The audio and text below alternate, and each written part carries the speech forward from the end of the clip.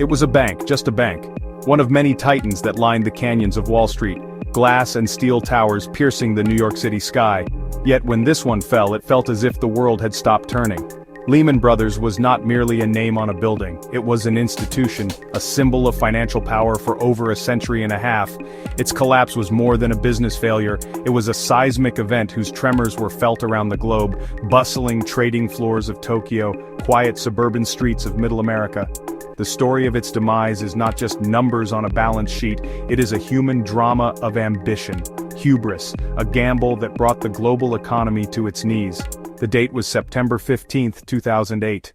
The Lehman Brothers story did not begin in a Wall Street skyscraper. It started in the dusty heat of the American South, Montgomery, Alabama.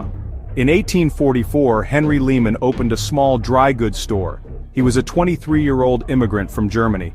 He was soon joined by his younger brothers. They began accepting raw cotton from local farmers as payment. That sideline became their main enterprise. They found a niche, trading commodities, not just selling goods. In 1870, they helped found the New York Cotton Exchange. Their focus shifted from physical commodities to finance. The firm moved from cotton bales to issuing stocks and bonds. Around 1900, they pivoted toward underwriting. They took companies like Sears and Woolworth public. They financed new industries, aviation, motion pictures. They backed RKO and Pan American.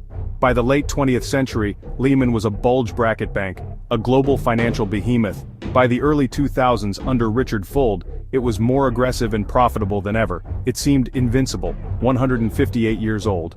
But its cotton origins were a distant memory, replaced by a trade far more complex and dangerous. To understand Lehman's fall, one must first understand the instrument of its destruction, the mortgage-backed security, or MBS. In simple terms, a bank would lend money to thousands of homebuyers. Instead of waiting 30 years for these homeowners to pay back their loans, the bank would bundle all these mortgages together into a package. They would then sell slices of this package to investors like Lehman Brothers. The investors would receive the monthly mortgage payments from the homeowners. It seemed like a brilliant idea. The problem began with the quality of the mortgages being bundled. As the housing market boomed in the early 2000s, lenders ran out of credit-worthy people to give loans to. To keep the profits flowing, they started lowering their standards. They began issuing subprime mortgages. These were the infamous ninja loans, no income, no job or assets. They took on immense leverage. For every dollar of their own capital, they were borrowing and investing 30 more. These complex securities filled with risky subprime loans were given top-tier, triple-A credit ratings. This gave investors a false sense of security. This assumption was the fatal flaw in the entire structure. It was a house of cards resting on a wobbly table. The music began to slow in 2006. After years of relentless growth, the U.S. housing market started to show signs of weakness. Interest rates on many adjustable-rate subprime mortgages began to reset at much higher levels. Defaults started to rise. At first it was a trickle, then it became a steady stream. The core assumption that house prices would always rise was proving false.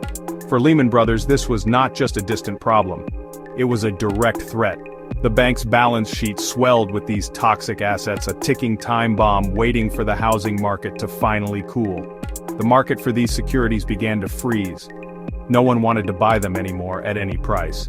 The first major warning shot came in March 2008. Bear Stearns was on the brink, a liquidity crisis that rattled Wall Street. The final frantic days of Lehman Brothers played out over a single weekend in mid-September 2008. It was a desperate, high-stakes drama inside the Federal Reserve Bank of New York, summoned the heads of Wall Street's most powerful banks. Leading candidate to buy Lehman, Bank of America.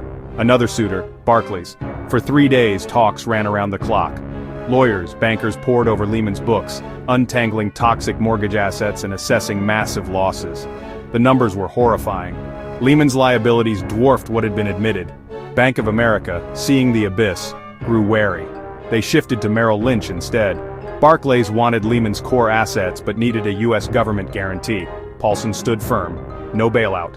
Late Sunday, British regulators refused the guarantee, killing the last rescue attempt. At 1:45 a.m. Monday, September 15th, Lehman filed for Chapter 11. Disbelief spread. The choice would be debated for years. The bankruptcy filing was not an end but a beginning. It triggered a cataclysmic chain reaction. Lehman Brothers was not an isolated entity, it was a central node in a tangled network of trades. When it fell, it was like pulling a load-bearing wall out of a skyscraper. The filing listed over $619 billion in debt, making it the largest bankruptcy in United States history. But roughly $600 billion in assets were frozen, locked in a legal quagmire. Counterparties suddenly had nothing. Trust evaporated in an instant. The immediate effect was a seizure in the credit markets. Money market funds, once seen as the safest investments, were in peril. The Reserve Primary Fund announced it had broken the buck. Ordinary savers and corporations pulled over $300 billion in a single week. The financial plumbing that relies on short-term interbank lending completely froze. No one knew who was solvent, so no one would lend. AIG, the world's largest insurer, was on the verge of failure. It had sold trillions in credit default swaps. Insurance it could not cover. The US stepped in with an $85 billion bailout, effectively nationalizing AIG. Lehman's collapse exposed the fragility of the modern economy. The fallout from Lehman's collapse was not contained by oceans. In the hyper-connected world of 21st century finance, the American crisis became a global pandemic. European banks had eagerly bought American mortgage-backed securities and were heavily exposed. Banks in the UK, Germany, France, and Switzerland revealed staggering losses. Iceland's banking sector, 10 times the size of its economy, collapsed within a week, an entire country effectively bankrupt. The credit freeze spread to London, Frankfurt, and Tokyo. International trade relies on short-term credit. Ships were stranded when letters of credit evaporated. Factories halted. The real economy starved of financial oxygen. Governments coordinated interest rate cuts and pumped trillions of dollars of liquidity into markets. They nationalized failing banks and guaranteed deposits to prevent runs. In the US, Congress passed the $700 billion TARP. The debate raged. Rescue or reward for reckless behavior? The crisis triggered the most severe global recession since the Great Depression. Beyond the headlines of bank failures and trillion-dollar bailouts lies the true story of the crisis. Its devastating impact on ordinary people. Business shut down and unemployment soared. In the United States alone, 8.7 million jobs were lost.